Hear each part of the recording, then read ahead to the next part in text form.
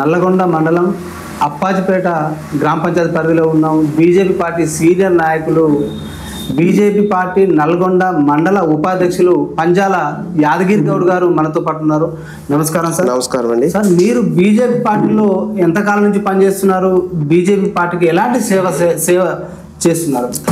నేను నా చిన్న వయసులో నేను 10వ తరగతి చదువుతున్నప్పటి నుంచే మా యొక్క గ్రామంలో ఈ స్వయం సేవక సంఘం నుంచి ఆర్ఎస్ఎస్ వాళ్ళు మనకు శాఖ నేర్పటం, భారతదేశంలో హిందూ భావజాలం ఏదైతే మనకు రక్షణ కవచాలుగా ధర్మం కోసం దేశం కోసం అని చెప్పి వారు చేస్తున్నటువంటి ఆర్ఎస్ఎస్ సంఘం సేవకులు మాకు ఇచ్చిన శిక్షణ ప్రకారం మేము ఆర్ఎస్ఎస్ శాఖకు ఉదయాన్నే పోవటం, అనేక కార్యక్రమాలు వారు విలేజ్లో రాఖీ పౌర్ణం కావచ్చు, విజయదశమి సందర్భంగా కావచ్చు, మాకు ఈ హిందూ ధర్మాన్ని ఏ విధంగా పరిరక్షణకు మనం ఈ భారతదేశానికి ఆపద కాలంలో ఏ రకంగా మనం ఆర్ఎస్ఎస్ శిక్షణ పొంది ఉంటే మనం సాయం చేయగలుగుతాం ఈ భారతదేశ ప్రజలకు అని చెప్పి వారందరూ కూడా మాకు గురువులు మాకు నల్గొండ నుంచి సైకిళ్ళ మీద వచ్చి మరి మాకు ఈ చిన్నతనంలోనే మాకు ఇవి నేర్పించటం, ఈ సంస్కారం పెద్దల పట్ల ఈ దేశం పట్ల గౌరవాన్ని పెంపొందించే విధంగా మనకు వారు ఆచరణ నేర్పించిన విధంలో మేము ఆ రకంగా శాఖలో ముందుగాట ప్రవేశంతో జాయిన్ అయ్యి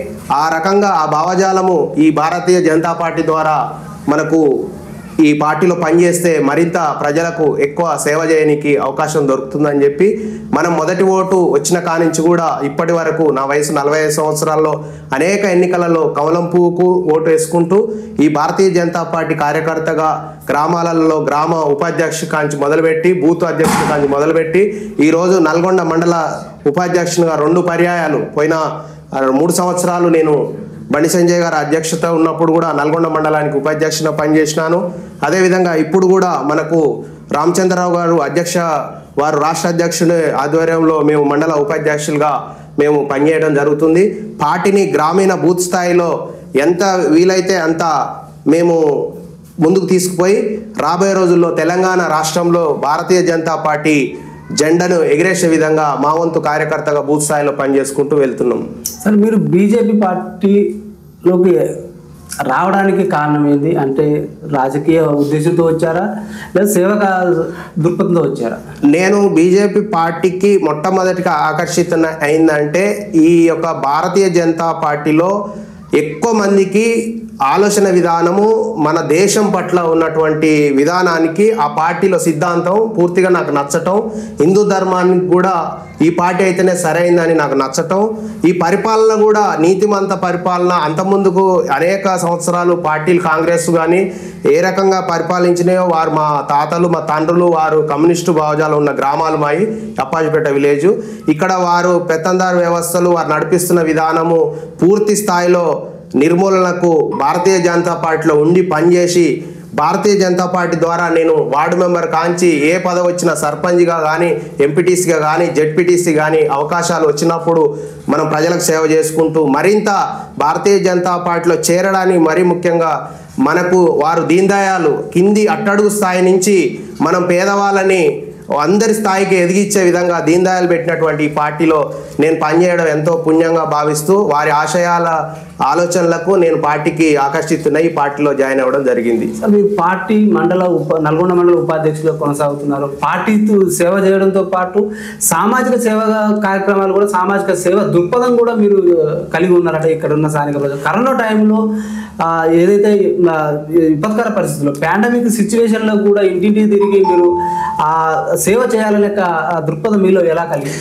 నాకు మొదటి నుంచి చిన్న వయసు నుంచి కూడా మనకు వయోవృద్ధులు ఎవరైతే ఉంటారో వారికి పిల్లలు సంతానం ఉండి కూడా వారు వేరే ప్రాంతాలలో ఉండి అనాథలుగా సంతానం ఉండి కూడా ముసలి వాళ్ళు మనకు ఎంతోమంది ఇక్కడ వారి ఆరోగ్య పరిస్థితులు బాలేని స్థితిలో మాకు తోచినంత చందా రూపేణ వసూలు చేసి వారికి ఇల్లులు కూలిపోతే ఇల్లులు కట్టించటం, వారికి అంత్యక్రియలకు మున్సిపాలిటీలల్లో కార్యక్రమాలు నిర్వహిస్తాం అంటే కాదు మన గ్రామము మన హాస్పిటల్లో చనిపోయిన మన ఊర్లో వారి వారసులు వచ్చినా రాకున్నా అని చెప్పి తలగోరు కూడా మేమే పెట్టి వారికి కార్యక్రమం చేస్తామని చెప్పి అనేక మందికి ధైర్యాన్ని ఇచ్చి ముసలోళ్ళని మేము అంత్యక్రియల్లో మా యువకులందరి సహకారంతో అంత్యక్రియలు చేసే భాగంలో వారి కుటుంబ సభ్యులు అప్పుడు మళ్ళీ మీరు ఇంత ఇనిషియేట్ తీసుకొని గ్రామంలో ఇంత పటిష్టంగా ఇంత మంచి ఆలోచన చేస్తున్నారని చెప్పి వారు మాతో సహకరించి వాళ్ళతో తలగోరు పెట్టించి ఆ కార్యక్రమాలు పూర్తి బుధస్కంధాల మీద వేసుకొని అట్లాంటి కార్యక్రమాలు చేసిన సందర్భంలో అనుకోకుండా పాండమిక్గా మనకు కరోనా లాంటి ప్రపంచవ్యాప్తంగా ఈ యొక్క మహమ్మారి మన భారతదేశానికి కూడా వచ్చినప్పుడు ఎంతో మంది భయభ్రాంతులకు గురై అసలు ఎలాంటి పరిస్థితులు ఉన్నాయంటే మనిషికి మనిషి ఎవరు కూడా దగ్గర రాలేని పరిస్థితిలో మా ఊర్లో సుమారుగా 100 మందికి కరోనా పాజిటివ్ రావటం, దానికి చాలా భయభ్రాంతులకు గురై పనులు లేక ఎక్కడికక్కడ మనకు సహకారం లేక ఇబ్బందుల పాలవుతుంటే ఊర్లో అవేర్నెస్ తీసుకొచ్చి మాస్కులు ఒక దాతను పట్టుకొని మాస్కులు ఇప్పించి శానిటైజర్లు ఇప్పించి తీవ్రత పెరిగిన కొద్దీ ఐసోలేషన్ హాస్టల్ మనకు బీసీ గురుకుల హాస్టల్ ఉండే ఆ హాస్టల్లో ఒక 100 మంది షెల్టర్ ఉండేటట్టు ఉన్న హాస్టల్ని మనం గవర్నమెంట్ దృష్టికి తీసుకుపోయి మన పోలీస్ సిబ్బంది కానీ మెడికల్ సిబ్బంది కానీ అందరి దృష్టికి తీసుకుపోయి ఆ హాస్టల్లో ఈ ఐసోలేషన్లో 20-25 మందిని అందులో పెట్టి ఇంటి దగ్గర ఉండే వాళ్ళు ఇంటి దగ్గర పెట్టి అందరికి భోజనాలు వండించి టమాటాలు మన చిట్యాల పోయి కిరాణా సామాన్ తీసుకొచ్చి అందరికి కూడా ఇళ్ళల్లో వారికి ఆర్థికంగా పని చేసుకుంటేనే బతికే వాళ్ళు పేద కుటుంబాలు అందరికి కూడా మనకు తెలిసిన వాళ్ళ ద్వారా అందరికాడ చందా వసూలు చేసి వారందరికీ కూడా కరోనా సమయంలో అలా కష్టకాలంలో వారందరిని కాపాడుకున్నాం. ఒకరిద్దరు మరణిస్తే కూడా వారి కుటుంబ సభ్యులు దగ్గర లాని పరిస్థితి ఉంటే మేము దగ్గరకు పోయి వారిని అంత్యక్రియల్లో పాల్గొని ధర్మం ప్రకారం వారికి దాన సంస్కారాలు కూడా చేయడం జరిగింది. కేంద్ర ప్రభుత్వం నుంచి సంక్షేమ పథకాలు ఈ మారుమూల గ్రామానికి ఏ విధంగా అందుతున్నాయి, అలాగే రాష్ట్రాలకు కేంద్ర ప్రభుత్వం నిధులు ఏ విధంగా అందిస్తుంది? కేంద్ర ప్రభుత్వము గత నరేంద్ర మోడీ గారి 2014లో ఎవరు ప్రధానమంత్రిగా ఎన్నుకోబడిన తర్వాత గ్రామీణాల అభివృద్ధి చెందుతున్నాయంటే అనేక సంక్షేమ పథకాలు వారు తీసుకొచ్చిన సంస్కరణల సంక్షేమాలే ఈరోజు మనకు పల్లెలు ఈ రకంగా నిలబడ్డాయి అనేది నేను విశ్వసించి బల్లగుద్ది చెప్పగలను. రైతులకు అనేక స్కీమ్లను తీసుకొచ్చి అంతకుముందుకు రైతుల పరిస్థితికి గిట్టుబాటు ధర లేక అనేక మంది చాలా వ్యవసాయము చేయాలంటే భయపడే రోజుల నుంచి ఇలా వ్యవసాయం హాయిగా చేసుకొని గిట్టుబాటు ధర ప్రతి సంవత్సరం కూడా రైతులకు కిసాన్ సమ్మాన్ నిధి 2000 రూపాయలు వారికి సాయం అందిస్తూ సంవత్సరానికి 6000 రూపాయలు వారికి అందిస్తూ ఫసల్ బీమా స్కీమ్ కూడా పెడితే రాష్ట్ర ప్రభుత్వాలు రాష్ట్ర ప్రభుత్వం కూడా దాన్ని పరిగణలోకి తీసుకోకుండా ఆయుష్మాన్ భారత్ను తీసుకోకుండా అనేక మనకు ఈ యొక్క ప్రధానమంత్రి ఆవాస్ యోజన కింద ఇళ్లను తీసుకోకుండా అనేక రాష్ట్రాలు వారు ప్రధానమంత్రి ఇచ్చినటువంటి సంక్షేమ పదాన్ని ఉపయోగించుకొని బాగుపడ్డ పక్క రాష్ట్రమైన మన తెలుగు రాష్ట్రాలలో ఒకటైన ఆంధ్రప్రదేశ్లో అనేక ఇల్లులు వచ్చినాయి. కానీ మన రాష్ట్ర ప్రభుత్వాలు సరిగా వాటికి స్పందించకపోయిన ప్రభుత్వాలు చేసిన తప్పిదాల వల్ల ఇల్లు లేకుండా పోయినటువంటి పరిస్థితి. ఇలా మనకు ఉజ్వల గ్యాస్ కింద ప్రతి మహిళకు ఫ్రీగా గ్యాస్ ఇవ్వడం జరిగింది. దానికి మనం అప్పాజిపేటలో 2019లో వారు ప్రవేశపెట్టిన తర్వాత 100 గ్యాసులు మనం ఒంటరి మహిళలకు కావచ్చు, పేద కుటుంబాలకు కావచ్చు, గ్యాస్ లేని నిరుపేదలకు ప్రతి ఒక్కరికి కట్టెల పొయ్యి మీద వండుకొని వారి యొక్క ఆరోగ్యాలు మొత్తం పూర్తిగా శ్వాసకోశాలు దెబ్బతింటున్న ఉద్దేశంతో మోడీ గారు ప్రవేశపెట్టిన స్కీమ్ని కింది స్థాయికి తీసుకుపోయి జిరాక్స్ పేపర్లు కూడా మేమే తీసుకుపోయి వారికి ఆటో కట్టుకొని తీసుకుపోయి గ్యాసు ఒక అగ్గిపెట్ట మీరు కొనుక్కుంటే చాలని చెప్పి సిలిండర్ ఇచ్చి స్టవ్ ఇచ్చి మనము వారికి రెగ్యులేటర్ ఇచ్చి పైప్ ఇచ్చి ఇంటి దగ్గర చేర్చినటువంటి సందర్భం మనం ప్రధానమంత్రిగా చెప్పుకుంటూ పోతే ఇంకా అనేక సంక్షేమాలలో వారి పాత్ర ఉంది. రేషన్ బియ్యం కూడా కరోనా టైంలో వారి 1500 రూపాయలు మహిళలకు కూడా కష్టకాలంలో వారు కూలిపోయే పరిస్థితులు లేని రోజులలో కూడా మహిళలకు 1500 లెక్కన 3 నెలలు వారు డబ్బులు వేయడం జరిగింది. రేషన్ కూడా ఉచితంగా ఇవ్వడం జరుగుతుంది. ఇప్పటికి కూడా ఉచితంగా రేషన్ అందిస్తున్నారు. ఇప్పటికి కూడా అనేక సంక్షేమ పథకాల్లో వారి పాత్ర రాష్ట్ర ప్రభుత్వాల కంటే కూడా ధీటైన పాత్ర కేంద్ర ప్రభుత్వం ఉందని మేమందరం ప్రతి భారతీయ జనతా పార్టీ కార్యకర్త గర్వంగా చెప్పుకొని నరేంద్ర మోడీ గారికి మేము బూత్ స్థాయిలో అందరికి తెలియపరచడం జరుగుతుంది. సార్, కేంద్ర ప్రభుత్వంలోకి అధికారంలో రావడానికి బీజేపీ పార్టీ మూడోసారి కూడా ముచ్చటగా గౌరవ నరేంద్ర మోడీ గారు ప్రధానమంత్రి కావడం జరిగింది. ఎలా సాధ్యమైంది? వారు నమ్ముకున్నది కేవలం ఒకటే సిద్ధాంతం, పార్టీ కంటే కూడా పేదవాడిని మనం పైకి తీసుకురావాలి, అందరినీ తారతమ్యం లేకుండా కింది స్థాయిలో ఉన్న అట్టడుగు పేదవాళ్ళని కూడా మధ్యతరగతి వాళ్ళలాగా తీసుకొచ్చి వారి ఇంట్లో ఒక ఉపాధిని క్రియేట్ చేసే విధంగా వారికే వారు సొంతంగా ఒకటి మనము ఉపాధిని వాళ్ళే సృష్టించుకునే విధంగా వారు తీసుకొస్తున్న అనేక చిన్న చిన్న కుటీర పరిశ్రమలు ఎన్నో రకాలుగా వారు అందిస్తున్న ప్రోత్సాహాలు ప్రధానమంత్రి వెబ్సైట్లల్లో బ్యాంకులలో కనీసము ఖాతాలు లేని రోజులలో ఉంటే జన్ధన్ ఖాతా పెట్టి మనకు వేలాది మందికి ఖాతాలు మన గ్రామంలో జీరో ఖాతాలు ఇవ్వడం జరిగింది. అదేవిధంగా మహిళలకు అనేక సంక్షేమ పథకాల్లో మహిళల్ని జతపరుచుకుంటూ వారు చేయడం జరుగుతుంది.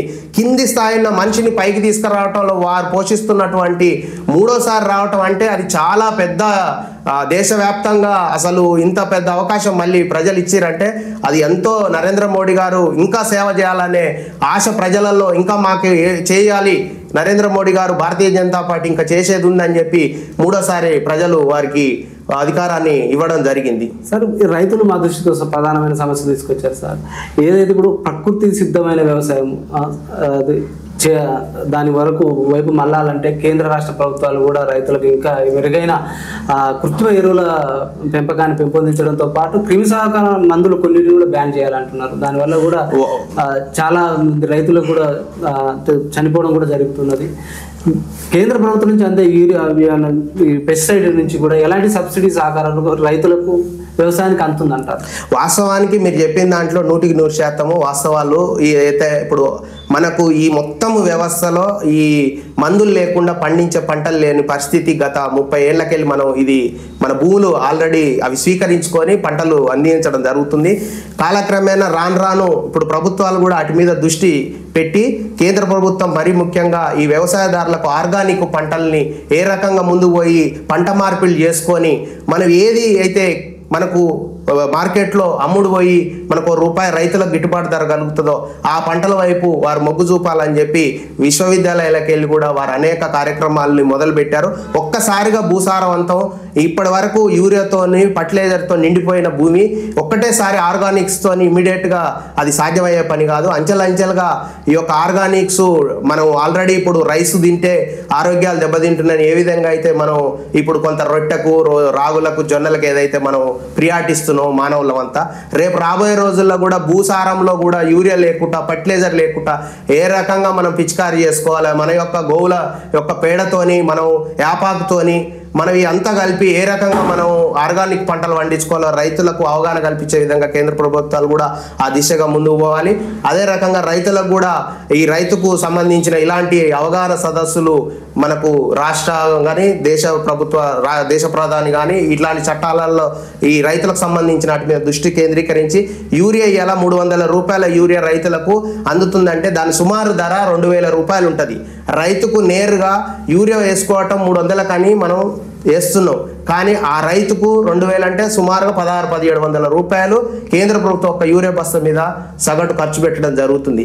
కావున రాబోయే రోజులలో యూరియాను తగ్గించి ఫర్టిలైజర్ కాకుండా ఇంకా మనకు ఈ యొక్క ప్రకృతికి సంబంధించిన వాటి మీద పంటలు ఏ రకంగా తీసుకోవాలో వారు ఆలోచన చేస్తున్నారు. తప్పకుండా రాబోయే 1 రోజు 2 రోజుల్లో కాదు, అది కాలక్రమేణా అది మార్పులు జరుగుతాయని నేను ఆశిస్తున్నా, నమ్మకం ఉంది. సార్ ప్రజలు మా దృష్టికి తీసుకొచ్చిన సమస్య సార్, బీజేపీ పార్టీ నాయకులు క్షేత్రస్థాయిలో బీజేపీ పార్టీ బలపడడానికి కారణం ఏదో ఓట్లప్పుడు వస్తారు, అట్లా వచ్చి చూస్తారు, వెళ్ళిపోతారు. నిత్యం ప్రజల్లో ప్రజా సమస్యలు కానీ ప్రజలకు ఎప్పుడు నిత్యం అందుబాటులో ఉండే నాయకులు మాకు తక్కువగా అరుదుగా కనిపిస్తుంటారు అంటున్నారు సార్. మరి ఎందుకు మీరు క్షేత్రస్థాయిలో గ్రామీణ స్థాయిలో మీరు బలపడలేకపోతుంది బీజేపీ పార్టీ? గ్రామీణ స్థాయిలో ఉన్న కార్యకర్తలు మొదటి నుంచి ఉన్న వాళ్ళు పూర్తి స్థాయిలో కార్యకర్తలు ఆ రకంగానే ఇప్పటికి కూడా పార్టీలల్లో వారి యొక్క కుటుంబ కార్యక్రమాలకు సమయాన్ని ఇచ్చుకుంటూ పార్టీ కార్యక్రమాలకు కూడా వారి వంతు సమయాన్ని కేటాయిస్తూ పూర్తి స్థాయిలో పనిచేస్తున్నప్పటికి కూడా ప్రభుత్వాలకు గెలిచే దాంట్లో మన సర్పంచులు కావచ్చు, వార్డు మెంబర్లు కావచ్చు, ఎంపీటీసీ కావచ్చు, మున్సిపల్ కౌన్సిలర్ కావచ్చు, ఎవరైనా ఆ స్థాయిలో గెలవడానికి మన బలం సరిపోవడానికి కారణం ఇంకింత మరింత కష్టపడి ప్రజలకు మరింత మనము సేవ చేస్తాము అనే నమ్మకాన్ని కల్పించి పార్టీని కింది స్థాయికి ప్రధానమంత్రి తీసుకొచ్చిన సంక్షేమ పథకాలను మనం కనుక ప్రతి ఇంటికి ఆ ఇంటికి ఏమేమి మనం మోడీ గారు ఇచ్చినారో తెలియపరచగలిగితే ఖచ్చితంగా రాబోయే రోజులలో వార్డు మెంబర్తో మొదలు పెడితే రాష్ట్రంలో ఎంపీ ఎమ్మెల్యేలు అన్ని పదవులు కూడా బీజేపీకి ఓట్లేస్తేందుకు ప్రజలు సిద్ధంగా ఉంటారు. ఆ నమ్మకం విశ్వాసం మాకు తప్పకుండా ఉంది. సరే, ఇటీవల ఓటు చోరీ అనేది ఒక దుమారం పెద్ద ఎత్తున దేశ లెవెల్లో సంచలనంగా మారింది. ఇప్పుడు ట్రెండ్గా నడుస్తుంది సార్. అంటే బీహార్ ఎలక్షన్లు మన రాబోయే ఎలక్షన్ల కోసం ప్రత్యేక సమగ్ర సవరణ ఏదైతే ఓటర్ లిస్టును ప్రవేశపెట్టిందో దాంట్లో మొత్తం కూడా ఇప్పుడు రాహుల్ గాంధీ గారు ఇప్పుడు ఉన్నారు ప్రతిపక్ష నేత ఏమంటున్నారంటే ఈ బీసీ ఓట్లను చోరీ చేసి బీజేపీకి అనుకూలంగా మారుస్తుందని ఆయన ఆరోపణ చేస్తుంది. ఇది ఎంతవరకు వాస్తవం అంటారు? వారు చెప్తున్న వాటలో పూర్తి అవాస్తవం ఉంది. వారేదో మహదేవ్పూర్ కర్ణాటకలో జరిగినటువంటి ఒక ఓటరుకు ఉత్తరప్రదేశ్లో ఓటు ఉంది, మహారాష్ట్రలో ఓటు ఉందని చెప్పి డేటా తీసుకున్నారు. ప్రతి నియోజకవర్గంలో ప్రతి బూతులో మన యొక్క ఇల్లు నివాసము అప్పాజిపేటలో ఉంటే, నల్గొండలో ఉంటే, హైదరాబాద్లో ఉంటే వాళ్ళు అప్లై చేసుకోవడం జరుగుతుంది అక్కడ ఉన్న వారి యొక్క అవసరాల రీత్యా. దానికి ఓటర్ అనే వ్యక్తి అప్పాజిపేటలో వేస్తే నల్గొండలో వేయడు, నల్గొండలో వేస్తే హైదరాబాద్లో వేయడు. అది ఎవ్వరు కూడా ఏ నియోజకవర్గాల్లో ఉంది, ఒక్క భారతీయ జనతా పార్టీ చోరీ చేసుకుపోతుంది అని కాదు. రాయ్బరేలీలో కూడా ఒక ఓటర్కు కనీసం వారికి ఉన్న యొక్క ప్లేస్లలో ఓటు ఉంటుంది, చెక్ చేసుకోవచ్చు. దేశవ్యాప్తంగా ఈ యొక్క ఎన్నికల ఆఫీసర్లు దాని మీద దృష్టి కేంద్రీకరించి ఒక ఓటర్కు ఒకటే ఓటు ఉండే విధంగా దానికి ఏ రకంగా ముందు పోవాలో వారు ఆలోచన చేస్తున్నారు. కేంద్ర ప్రభుత్వం కూడా దానికి సంబంధించిన వ్యవస్థను చూసే విధంగా ప్రయత్నం చేస్తుంది. వారు చెప్పేది పచ్చి అబద్ధం. అట్లా అనుకుంటే ఇంత మెజార్టీ తక్కువలో మూడోసారి గెలవకుండా అయోధ్యలో ఓడిపోయే పరిస్థితి తెచ్చుకొని ఈ రకంగా చేసే అవసరం లేదు. వాళ్ళ ఓట్ల చోరీలే చేయాలి, వీళ్ళలాగా కుంభకోణాలే చేయాలనుకుంటే ఈ భారతదేశంలో నరేంద్ర మోడీ గారికి మూడోసారి అవకాశం కూడా ఇవ్వరు. అది అన్ని పచ్చి అబద్ధాలు. వారు నాయకత్వాన్ని నేనున్నా అని చెప్పుకోవడం కోసం ఇదో దుకాణం మొదలు పెట్టడం జరిగింది. గత సార్వత్రిక ఎన్నికల్లో ఒక నినాదాన్ని మీరు తీసుకొచ్చారు దేశ లెవెల్లో 400 పార్ అని. ఎందుకు సడన్ గా అన్ని సీట్లు తగ్గిదానికి కారణం ఏముంది మీ బీజేపీ పార్టీకి? ఇప్పుడు ప్రజలు మనం ఏదైతే ప్రభుత్వాలకు ఎంత చేసినా ఇంకా ఎక్కడో అక్కడ మనం మిగిలిపోతాయి. సంక్షేమం కావచ్చు, ఆ రకంగా వాళ్ళు ఊహించుకున్న దానికి రీచ్ కాలేకపోవచ్చు. కొన్ని సవరణలలో కూడా ఎక్కడన్నా అక్కడున్న స్థానికంగా రాష్ట్రాలల్లో పరిస్థితులు అనుకూలించకపోవచ్చు. ఓవరాల్గా చూస్తే మాత్రం ఎక్కడ కూడా ప్రజలల్లో నరేంద్ర మోడీ గారి మీద మాత్రం ఎలాంటి అభిప్రాయం లేదు. ఆయా రాష్ట్రాలల్లో కూడా ఎక్కడన్నా అక్కడున్న పరిపాలన దిష్ట వాళ్ళు ఇచ్చిన హామీల దిష్ట ఎక్కడన్నా జరుగుతున్న సందర్భాలల్లో మనకు 400 బార్ అన్నాక ఖచ్చితంగా నమ్మకం ఉండే, విశ్వాసం ఉండే, మోడీ గారికి కూడా ఉండే. కానీ అక్కడ జరిగిన వాతావరణంలో మొత్తము ఏదో జరిగిపోతుందని చెప్పి ప్రతిపక్షాలంతా ఒక గూడిపుట అని చేసి మరి మోడీ గారు వస్తే మళ్ళీ దేశం మొత్తం ఇదవుతుందని చెప్పి వీళ్ళంతా ఓ కూటమి జతగట్టి లేనిపోని దుష్ప్రచారాలు చేసి ఆ రకంగా ముందుకు పోయిరు. కొంతవరకు ఆ విషయంలో సక్సెస్ అయినట్టు అనిపిస్తుంది. లేకుంటే తప్పకుండా 400 సీట్లు వస్తాయి. రేపు రాబోయే రోజులలో కూడా మళ్ళీ భారతీయ జనతా పార్టీ 4వసారి కూడా అధికారం రావడానికి స్పష్టంగా ప్రజలల్లో మోడీ గారి పట్ల, భారతీయ జనతా పార్టీ పట్ల విశ్వాసం ఉన్నది. ప్రతిపక్ష పార్టీ అధినేత రాహుల్ గాంధీ గారు బీజేపీ పార్టీ అదానీ అంబానీలకు కార్పొరేట్ వ్యవస్థలకే కొమ్ము కాస్తుందని ఆరోపణ చేస్తున్నారు. ఇది ఎంతవరకు వాస్తవం? వారు అదానీ అంబానీ అని చెప్పి చెప్తున్నారు. వాళ్ళ ఇంట్లో వాడే అన్ని కూడా అదానీ అంబానీ సంబంధించిన వస్తువులే ఉంటాయి. ఎవరైనా వ్యాపారం చేసుకుంటప్పుడు వారి ప్రభుత్వంలో వారు రిలయన్స్ మీకు ఇచ్చిన ఉండొచ్చు, వీరి ప్రభుత్వంలో ఎవరైనా వారు ఒక వ్యాపారానికి వారి యొక్క ప్రోత్సాహాలకు సంబంధించిన వ్యవస్థలు వ్యాపారం చేసుకోవడానికి ఏ ప్రభుత్వాలైనా వారికి ఆ సహకారాలు అందిస్తాం. ఈడ కేంద్ర ప్రభుత్వం అయినా రాష్ట్ర ప్రభుత్వం అయినా ఓ దుకాణం పెడతామంటే రాష్ట్ర ప్రభుత్వం కూడా ఈడ ఒక జాగిస్తుంది, ఈడ పెడితే 10 మందికి ఉద్యోగాల కల్పన జరుగుతుంది. ప్రోడక్ట్ పెరిగితే భారతదేశంలో ఉత్పత్తి రంగం పెరిగితే ఇండియా మొత్తం మార్కెటింగ్ ప్రపంచానికి పోతుంది. ఎంకరేజ్ చేయకుండా అయితే వ్యాపారం చేసుకునే వాళ్ళని ఇల్లు అదాని అంబానీ 2 పదాలు వాళ్ళు క్రిటికల్గా దొరికినాయని చెప్పి ఇవి మాట్లాడి కూర్చుంటే ఎవ్వరు నమ్మే పరిస్థితి లేదు. అదంతా అవసరం లేని విషయం. ప్రజలు కోరుకునేది ప్రజల యొక్క బతుకులు మారాలి, ప్రజలు ఉన్నత స్థాయికి ఎదగాలి, ప్రజలలో వారి యొక్క జీవన విధానంలో బాగుపడాలని చూస్తారు తప్ప ఈ ఆదానికి దోషిపెట్టిన అమ్మాని దోషిపోయే వ్యవస్థలు మీ ఉన్నాయి, ఎవరికి లేవు. ప్రధానమంత్రి గారు వారు ఛాయ్ అమ్ముకునే స్థాయి నుంచి ఈరోజు దేశ ప్రధానిగా అంచెలంచెలుగా వారి యొక్క ట్రాక్లో మచ్చలేని నాయకుడు, కారణ జన్ముడు. అలాంటి నాయకుడు భారతదేశ చరిత్రలో మాలాంటి వాళ్ళకు అవకాశం కనబడుతుంది. అలాంటి వాళ్ళు ఇంక పరిపాలన మేము చూస్తున్నాం అని చెప్పి. కాబట్టి ఖచ్చితంగా అలాంటి అదానీ అంబానీ వారి యొక్క వ్యాపారాల రీత్యా వాళ్ళ పనులు చేసుకుంటూ ఉండొచ్చు, అంతే.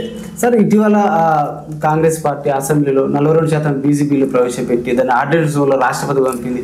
అక్కడ బీజేపీ పార్టీ ఆపుతుంది, బీసీలకు పట్ల వాళ్ళకి ప్రేమ లేదు బీజేపీ పార్టీ అని ఇప్పుడున్న కాంగ్రెస్ పార్టీ ఆరోపణ చేసింది. ఇప్పుడు చేతగాని పనులు అంటే ఎట్లుంటాయంటే, ఇప్పుడు బీసీ రిజర్వేషన్ తీసుకొచ్చినా నేను మాత్రం 42% అన్ని ప్రయత్నాలు చేసిన, ఇక కేంద్రం దగ్గర పెట్టినా వాళ్ళు ఇవ్వట్లేరు. దానివల్లనే ఇప్పుడు మనకు ప్రజలకు బీసీలకు పట్ల వారికి ఒక తక్కువ చూపిస్తున్నారు, బీసీలకు మీద వాళ్ళకు లేదు, మన తెలంగాణ రాష్ట్రకి వెళ్ళి మేమే ప్రయత్నం చేస్తున్నామని ముఖ్యమంత్రి గారు ఢిల్లీలో పోయి గగ్గోలు పెట్టినారు. అది అసలు వాస్తవానికి బీసీలకు సంబంధించిన చిత్తశుద్ధి కనుక వారికి ఉంటే, బీసీల పక్షాన వాళ్ళు కామారెడ్డి డిక్లరేషన్ ఇచ్చిన దాన్ని ఉంటే ఫస్ట్ ముఖ్యమంత్రి ఆయన పక్కకు బట్టి ఆ రాష్ట్ర ముఖ్యమంత్రుల్లో ఎవరైతే మంత్రి పదవులు తీసుకున్నారో వాళ్ళకి బీసీలను అంటగట్టి నువ్వు ఢిల్లీ పోయి కొట్లాడు, నీ దాంట్లో చిత్తశుద్ధి ఉందని నమ్ముతారు. నువ్వేమో ముఖ్యమంత్రిగా ఉంటావు, బీసీలకేమో న్యాయం జరగాలంటున్నావు, పార్టీకి వెళ్ళి 42% ఇస్తా, మోడీ మాత్రం బీసీలకు వ్యతిరేకత అంటున్నావు. ఫస్ట్ నువ్వు పక్కకు జరిగి నువ్వు బీసీని ముఖ్యమంత్రి ఎక్కించి కొట్లాడు మోడీ గారితో, మీతో కూడా మేము మాకు కూడా వచ్చి మాకు ఇవ్వండి అయ్యా అని అడుగుతావు. నీ దగ్గర చిత్తశుద్ధే లేదు. శివపూజ చేసినట్టు నువ్వు ఇక్కడ 42% పార్టీ పరంగా ఇస్తా అంటున్నావు. ఏ రకంగా నువ్వు రాష్ట్ర ప్రభుత్వం తీసుకున్న నిర్ణయం పార్లమెంట్ ఆమోదం లేకుండా చట్టబద్ధత కలుగుతుంది? ఆ విషయం చిన్నపిల్లగారిని అడిగినా చెప్తాడు. ఆ చట్టాలలో లేనిది నువ్వు పార్టీ పరంగా ఇస్తావు. పార్టీ పరంగా ఒక లీడర్ గట్టివాడు ఉంటే ఈడ నువ్వు పోయి ఇస్తావా? మళ్ళీ అవతల పక్క ఆయన గెలుస్తాడు కదా. నీకు పార్టీ పరంగా గీయడం వల్ల ఉపయోగం ఏముంది? నువ్వు బీసీని పెడతావు, అవతల పక్క ఇంకోడు అదే పార్టీలు ఇంకోళ్ళు నిలబడతాడు. ఇది ఇండిపెండెంట్ వ్యవస్థలు గుర్తులు ఉన్నటువంటి వ్యవస్థ సర్పంచులు. నువ్వు ఏ రకంగా మభ్య పెడుతున్నావు ప్రజల్ని, బీసీలని ముఖ్యంగా? ఇదంతా పచ్చి మోసం. నేను బీసీలకు ఏదో చేస్తున్నా అని చెప్పుకోవడానికి తప్ప దాంట్లో ఎలాంటిది లేదు. ఇప్పుడు బీసీ సమాజం మేధావులు కూడా డిమాండ్ చేస్తున్నారు, జనాభా దామాషా ప్రకారము చట్టసభలో రిజర్వేషన్ కావాలంటున్నారు. కులగణనలో ఇప్పుడు జనగణనలో కులగణ మనకు భారతదేశ వ్యాప్తంగా రేపు 2020 నుంచి స్టార్ట్ అవుతుంది. అయినప్పుడు కులాల ప్రాతిపదికన ఒక్కొక్క రాష్ట్రంలో ఒక్కో తీరుగు ఉంటుంది. ప్రాంతీయ పార్టీలు మాట్లాడినంత ఈజీగా ఈ కాంగ్రెస్ వాళ్ళు కూడా వాళ్ళకి తోడైపోయి ఏదో మాట్లాడుతారు. కానీ వాస్తవాలు మాట్లాడుకుంటే రాష్ట్రానికి ఒక రకంగా ఉంటాయి. ఒక దగ్గర బీసీ, ఒక దగ్గర ఓసీ ఉంటాడు, ఒక దగ్గర ఓసీ, ఒక దగ్గర ఎస్సీ ఉంటాడు, ఒక దగ్గర బీసీ ఉంటాడు. రకరకాల కులాలతోని ఈ భారతదేశ పరిస్థితులు నిండిపోయినాయి. కాబట్టి ఏ రాష్ట్రంలో నువ్వు ఏం చేయగలుగుతావో, నువ్వేమైనా చేయగలిగితే నువ్వు ఒక లాయర్లను సంప్రదించి, కోర్టులను సంప్రదించి ఏమైనా అవకాశం ఉంటే నువ్వు చేయి. భారతదేశంలో నువ్వు తీసుకొచ్చింది చేయమని అంటే అంత ఈజీగా వాళ్ళ కాడ అవకాశాలు ఉంటే ఖచ్చితంగా బీసీల పట్ల బీసీ ప్రధానమంత్రే ఉన్నాడు. నువ్వు మాకు ప్రత్యేకంగా వచ్చి నువ్వు బీసీలకు న్యాయం చేస్తా, బీసీలకు మోడీ గారు చేయట్లేరు అని చెప్తున్నావంటే ఇక నవ్విపోదురుగా నాకేంటి సిగ్గు అన్నట్టు చాలా ఇడ్డూరంగా ఉంది, ఆశ్వాస్పదంగా ఉంది. కాంగ్రెస్ వాళ్ళు బీసీల పక్షాన కొట్లాడుతున్నారంటే ఇది చాలా ఎక్కడన్నా అది మొత్తం కనబడుతున్నది కదా మీకు. ఎక్కడ బీసీలకు అన్యాయం జరుగుతుందో, ఎక్కడ న్యాయం జరుగుతుందో, పార్టీల పదవులు ఎక్కడ దొరుకుతున్నాయి, పార్టీలలో బీసీలు ఎక్కడ నిలబడగలుగుతారు, ఏ పార్టీలు అనేది ప్రజలు స్పష్టంగా చూస్తున్నారు. మీ ప్రభుత్వంలో మీరు చేస్తున్న పనులు స్పష్టంగా చూస్తున్నారు. రేపు రాబోయే రోజులల్లో మీ ఏ ఎన్నిక వచ్చినా కూడా కాంగ్రెస్కు ఖచ్చితంగా గుణపాఠం చెప్పేదానికి సిద్ధంగా ఉన్నారు. గత 10 ఏళ్ళ బీఆర్ఎస్ పాలన, కేసీఆర్ పాలన ఎలా ఉంది? ఇప్పుడున్న దాదాపు 2 సంవత్సరాల పరిచయం రేవంత్ రెడ్డి పాలన ఎలా ఉంది? కేసీఆర్ పాలనతో పోలిస్తే ఇంకా కేసీఆర్ పాలన మొత్తం కుటుంబ వ్యవస్థలనే తినిపోయినారు. కమిషన్లతో కాళేశ్వరం అనుకో, విద్యుత్ రంగం అనుకో, ఏ రంగం చూసుకున్న అవినీతి మయం అయిపోయి ఆ కుటుంబంలో స్లిప్పర్ లేని వాళ్ళు కూడా పెద్ద పెద్ద సెల్లార్స్లో బిల్డింగులు కట్టేసి, కలిబుజిస్తాన్లో బిల్డింగులు కట్టుకొని రాష్ట్ర వ్యాప్తంగానే కాకుండా ప్రపంచ వ్యాప్తంగా కూడా బంగ్లాలు సంపాదించి, ఫామ్ హౌజులు కట్టుకొని వేల కోట్ల లక్షల కోట్ల రూపాయలు సంపాదించారని చెప్పి ప్రతి ఒక్కరు మీడియాతో కాక, ప్రజలల్లో కాక, ఇప్పుడు వచ్చే ఎంక్వైరీలలో కాక మొత్తం వ్యవస్థలో వాళ్ళే కనబడుతున్నారు. వాళ్ళ 4 పోగా ఇప్పుడు 40 మంది తయారైనారు కాంగ్రెస్లో. వాళ్ళేమో 4 కుటుంబాలను 4 తిన్నారు.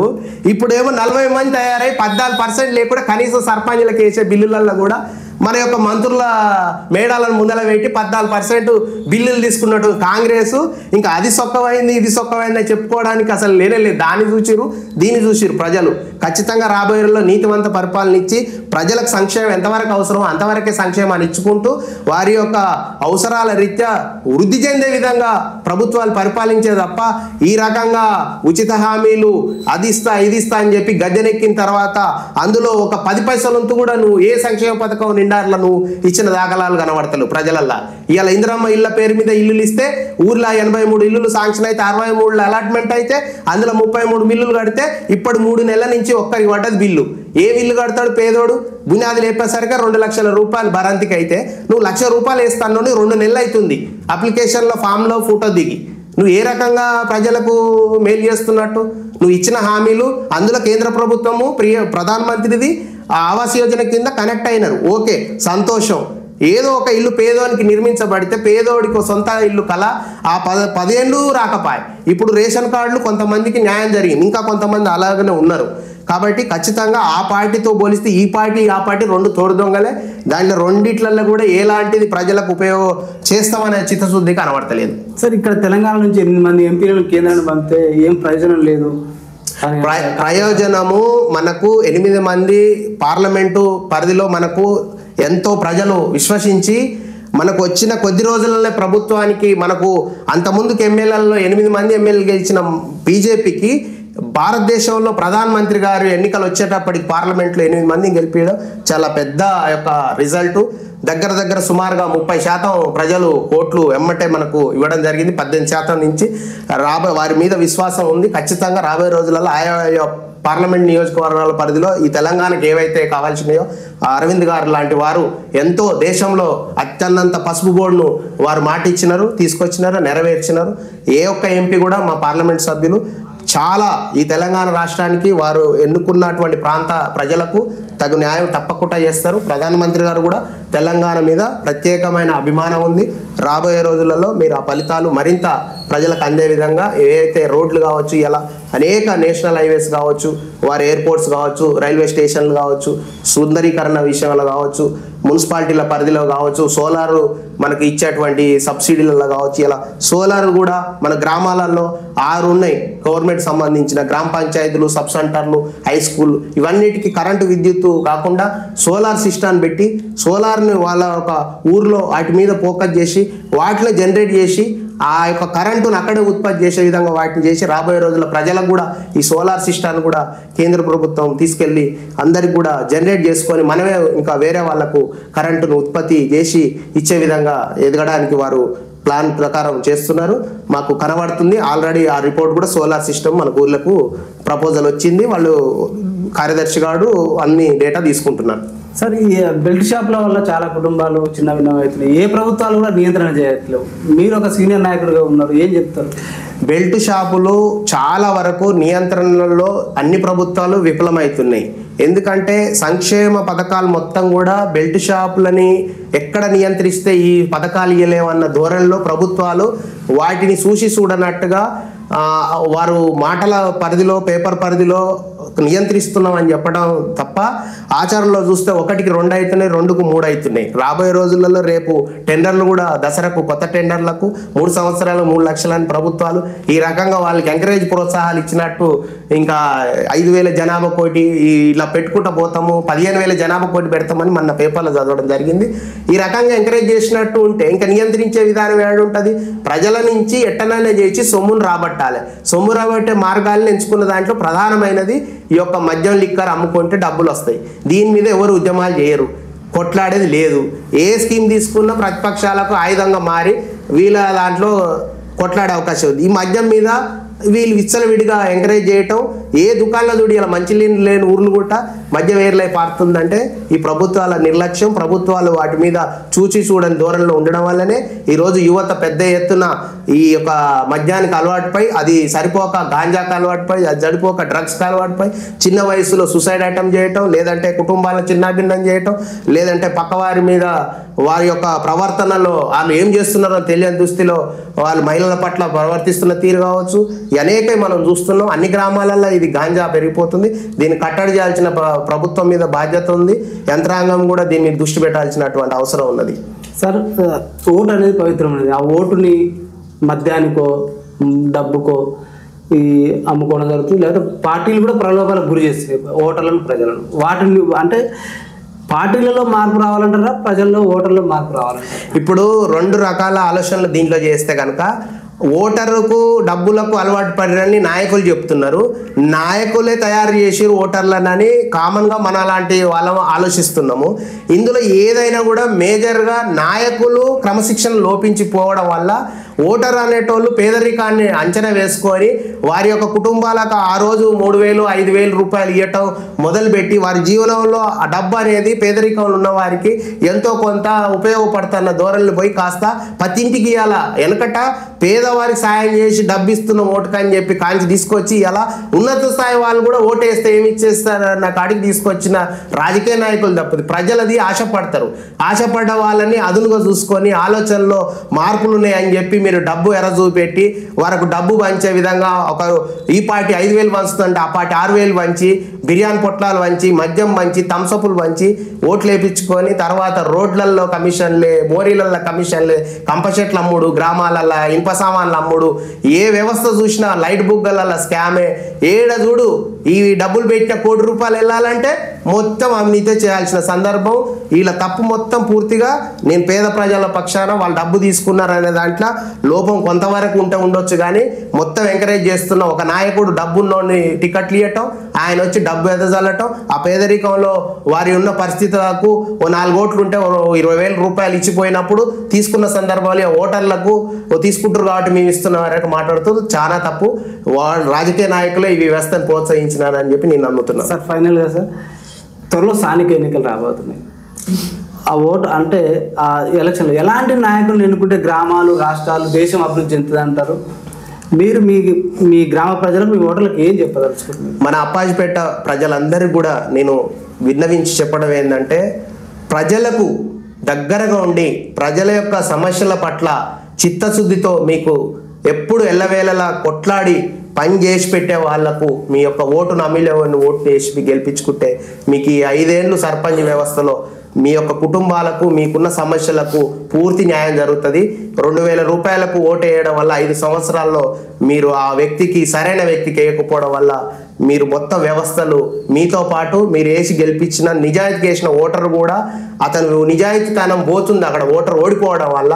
మీరు దయచేసి డబ్బు తీసుకోకండి, ఓటు న్యాయం చేయండి. ప్రజలు మీరు ఎవ్వరు మీకు పని చేసి పెడతారో వారిని ఎంచుకోండి, గ్రామ అభివృద్ధి పడుతుంది. Okay sir, thank you sir. చూస్తున్నాను మీ తెలుగు.